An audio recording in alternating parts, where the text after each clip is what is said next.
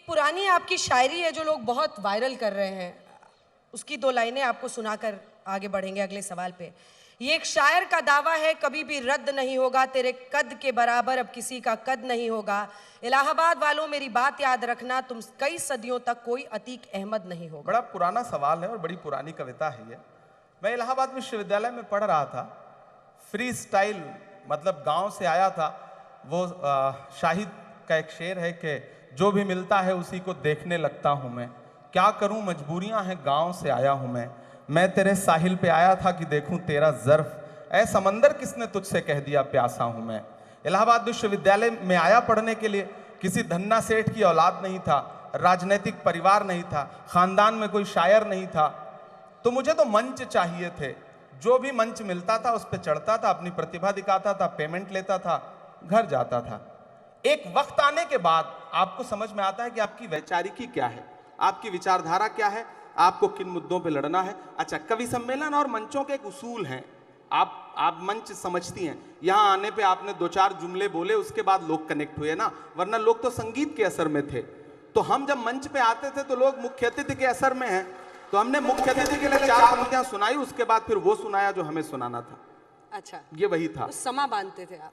हाँ, इसको समा बांधना ही कह सकते हैं। भीड़ को अपने से जोड़ने के लिए आपको चला वो तीर जो बेहतर तेरी जबान में है, किसी की आंख में जादू तेरी जबान में है। तो हमारी आंख में तो जादू नहीं है, लेकिन जबान में जादू जगाने के लिए ये सारे तिकड़म अपनाने पड़ते थे।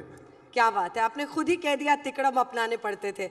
सच्चाई भी शायद शायर की सबसे बड़ी ताकत होती है, अगर पूरी जिंदगी वो उसको किसी पार्टी में रहते हुए भी संभाल कर रख सके। मैं पूरी कोशिश करूंगा, ये आवाम से वादा है मेरा। क्या बात है। तो अब मुझे लगता है कि यही लोग जो आपके लिए तालियां बजा रहे हैं, अब कुछ सुनना चाहते हैं। कितने लोग सुनना चाहते हैं? एकदम इमरान प्रतापगढ़ी अनसेंसर्ड। और भूल जाइए कि नेता हैं, भूल जाइए कि किस दरबार पे जाकर, मतलब किस पार्टी के साथ जाकर आपको काम करना पड़ता है। देखिए 1956 में, हाँ 1956 में संयुक्त राज्य अमेरिका के उस समय राष्ट्रपति नहीं बने थे यूएस के जॉन एफ कैनेडी। वो हार्वर्ड यूनिवर्सिटी में एक छात्रों से बातचीत कर रहे थे, तो उन्होंने एक बहुत अच्छी बात कही थी। उन्होंने कहा था कि अगर हर राजनेता को शायरी और कविता आने लगे, पोएट्री आने लगे, और हर राजनेता पोएट्री और शायरी करने लगे, तो ये दुनिया जिंदगी जीने के लिए और खूबसूरत हो सकती है। कितनों को सिखाया ये बताइए। अब असल बात ये है, राहुल जी को भी सिखा रहे हैं, नहीं सिखा रहे हैं? सबसे पहले तो मैं देश की पार्लियामेंट में पहुंचा हूं और पिछले 2 साल की पार्लियामेंट की तमाम जो स्पीचेस हैं उठा के देखिए, आपको लगेगा कि सारे लोग शायरी सुना रहे हैं। खरगे साहब शायरी सुना रहे हैं, धनखड़ साहब शायरी सुना रहे हैं। एक दिन तो धनखड़ साहब ने, यानी चेयरमैन साहब ने राज्यसभा के, फाइनेंस मिनिस्टर से कहा कि क्या इमरान प्रतापगढ़ी की शायरी पे टैक्स लग सकता है क्या? वो आप वो वीडियो उठा करके देखिएगा। तो आप कोई भी शेर सुनाता जिसको मैंने शेर ना भी लिख के दिया हो, तो चेयरमैन साहब को ये लगता है कि मैंने ही लिख के दिया होगा। तो एक शायराना सा माहौल बना है और मुझे लगता है कि ये अच्छी बात है, एक अच्छा माहौल बन रहा है। और ऐसा माहौल मुझे लगता है कि मोदी जी भी शायरी सुनाते हैं कभी कभी, सुषमा स्वराज जी थी तो बहुत अच्छे अच्छे अशार सुनाती थी, डॉक्टर मनमोहन सिंह साहब अच्छे अशार सुनाते थे, हाँ लालू जी थे तो बहुत शानदार माहौल रहता था सदन का, अडवाणी जी ने भी कभी कभी शायरी सुनाई है। तो मुझे लग रहा है कि आने वाले दिनों में और कुछ लोग सुनाने लगेंगे। मैं तो कोशिश करूंगा कि राहुल जी भी सुनाने। अब अडवाणी जी का क्रेडिट मत लेने लगिएगा। हम किसी की क्रेडिट नहीं ले रहे हैं, उसकी क्रेडिट हम आपको दे रहे हैं। हम उनकी क्रेडिट नहीं ले रहे हैं। हाँ, मैं आपका हुक्म है।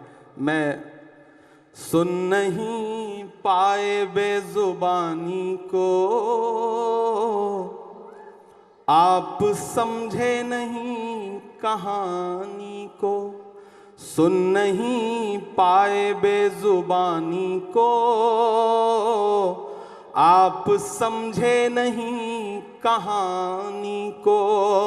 ये जो आतिश परास्त फिरका है, आप आग और पानी की बात कर रही थी, ये जो आतिश परास्त फिरका है, बद्दुआ दे रहा है पानी को,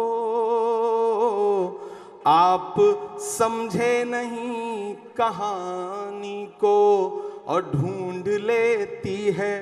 मैं दुबई के एक मुशायरे में था, तो वहाँ सारे आसपास पूरी एशिया के लोग सुनने आते हैं, उसमें पड़ोसी मुल्क के भी कुछ सामने बैठे हुए थे। तो मैंने कहा भाई सरहद के इस पार का इमरान हो या सरहद के उस पार का। मैं एक शेर पढ़ रहा हूँ, आपको सच्चा लगेगा।